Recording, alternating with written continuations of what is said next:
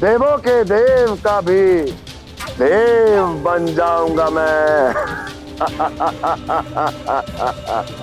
ललकार तो सुन ली शेर, हाहाकार के लिए सज्ज हो जाओ शेर, क्योंकि जालंधर आ रहा है तुमसे तुम्हारा सब कुछ छीनने, सब कुछ छीनने, सब कुछ छीनने।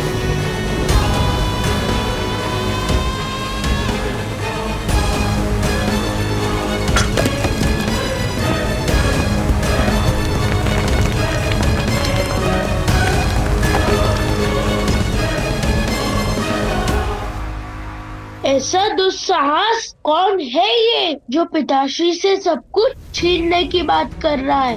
पहले डमरू की ललकार से पिताश्री को चुनौती दे रहे थे और अब अस्त्र की हाहाकार से उन्हें चेतावनी दे रहे हैं। इस घोर अपराध का इसे दंड मिलना चाहिए। तो न जाने महादेव मौन क्यों है और अकस्मात ही कहां चले गए? आप केवल यह स्मरण रखिएगा, कैलाश में नाच गान हो रहा था, तब मैं अकस्मात कहीं चला गया था। जो अग्नि तुम्हें तपा रही है, उसी ताप में हम भी जल रहे हैं जालंधर। अब तुम्हारे नेतृत्व में असुरों का स्वप्न पूरा होगा। देव सत्ता के स्थान पर असुरों की सत्ता का डंका बजेगा।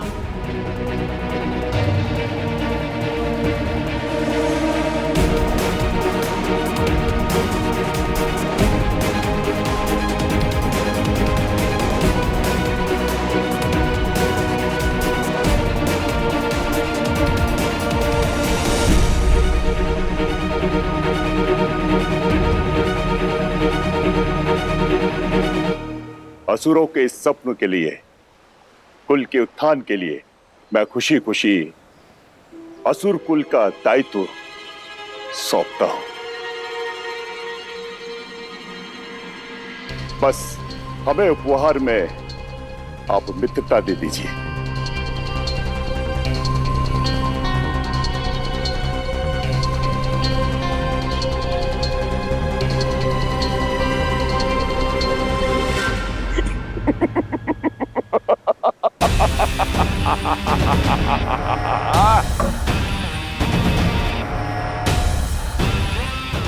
शिव बनने के लिए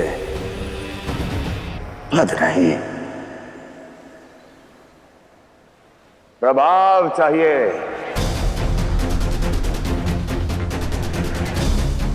राज्य अपने पास रखिए,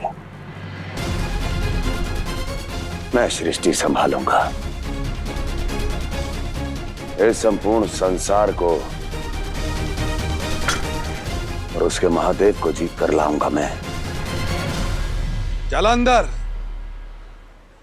असुर गुरु होने के नाते मेरा सुझाव है तुम्हें, चाहे तुम हर लोक, हर जीव, हर प्राणी जीत लो, चाहे तो संसार क्या समस्त ब्रह्मांड जीत लो,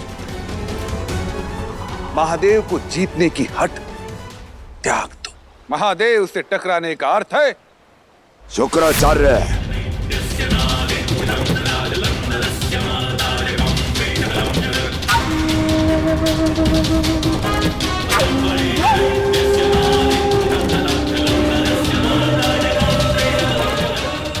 यही तो कमी है आप असुरों में।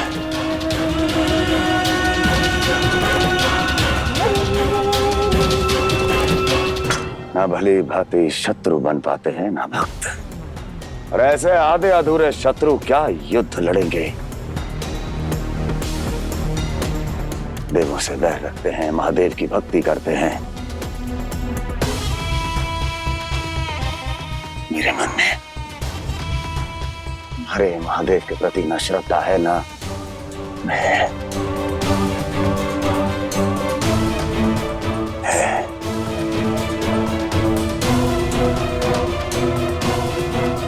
केवल शत्रुता। और अब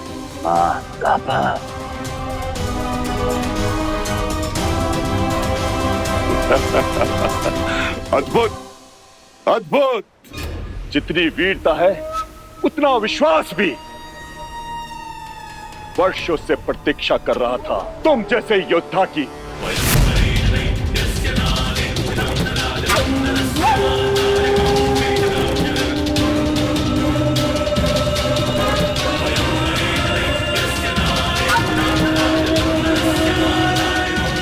तुम नहीं, आप। मानता हूं असुरराज आप हैं, परंतु ये असुर जाति, इनका उद्धारक जलंधर है। आप के संबोधन का अधिकारी है। अवश्य आपको पूरा सम्मान मिलेगा। क्यों पुत्र? 100%।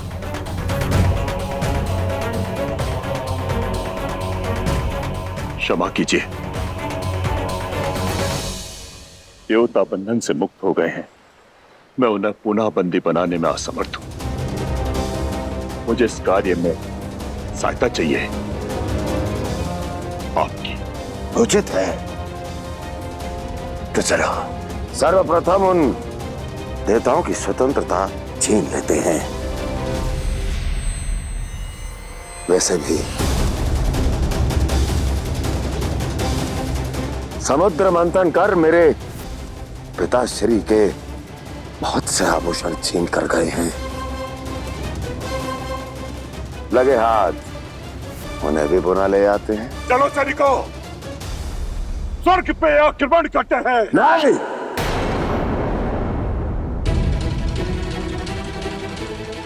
नहीं, उन देवों त्रिदेवों के लिए आप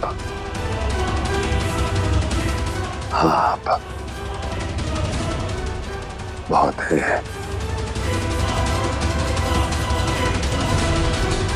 किसी की कोई आवश्यकता नहीं।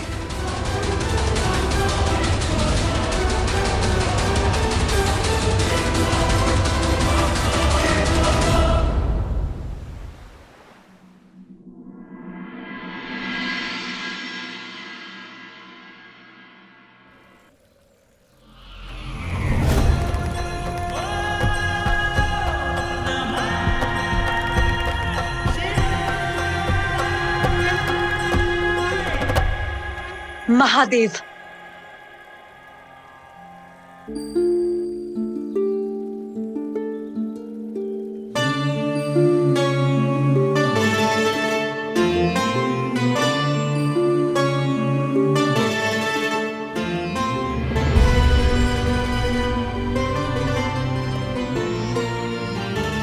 महादेव,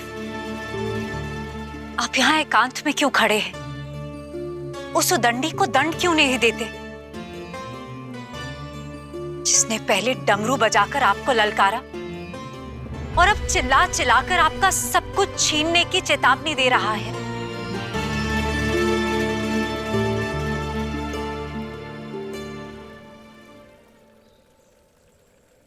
महत्वाकांक्षाएं पालना कोई अपराध नहीं देवी। आप ही बताइए किस अपराध का दंड दूं?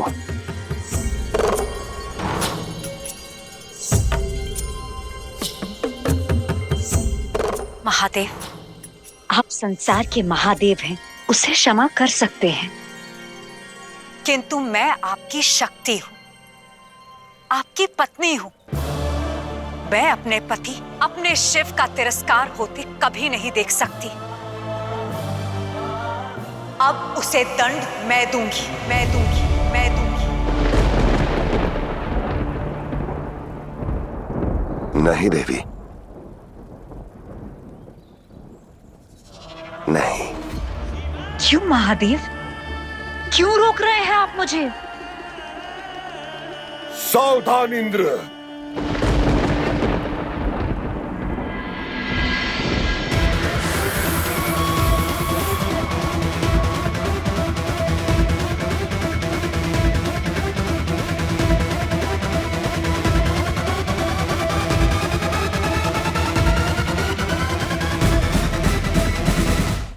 फिर तुम और तुम्हारे देवता बंदी बनेंगे मेरे। बल के मद में अपनी बुद्धि खो चुके हो तुम। देखो इस अग्निकुंड को, देखो इस आदि शक्ति के पिंड को, और स्मरण करो वो वर जिसमें स्त्री के प्रहार की काट नहीं है तुम्हारे पास। जिनकी ढाल आदि शक्ति हो, उन्हें भला कौन बंदी बना सकता है? मैं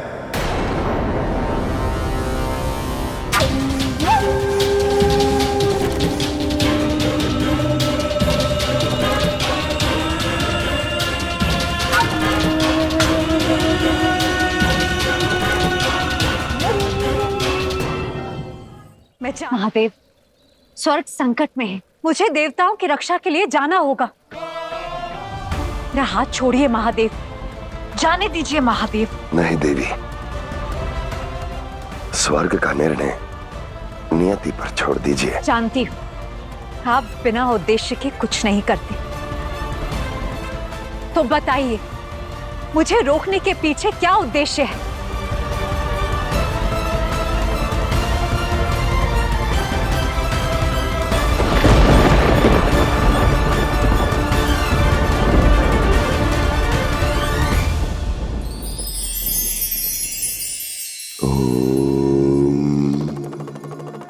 बातचीत, तर्क वितर्क, वार्तालाप से बुद्धि का कितना विकास होता है ना। जब भी हम दूसरों से मिलते हैं, उनके अनुभव सुनते हैं, तब बहुत कुछ नया सुनने को मिलता है। यदि सरल शब्दों में कहूं तो वार्तालाप जीवन को सफल और बुद्धि को मूल्यवान बना देता है। इसलिए जितना मेल मिलाप औरों से करें, उतना ही स्वयं से भी करें, क्योंकि दूसरों से मेल मिलाप से, वार्तालाप से आप सफल अवश्य हो सकते हैं, किंतु स्वयं से मिले बिना, स्वयं से बात किए बिना ना तो सरल रह पाएंगे और ना ही संतोष पा सकेंगे।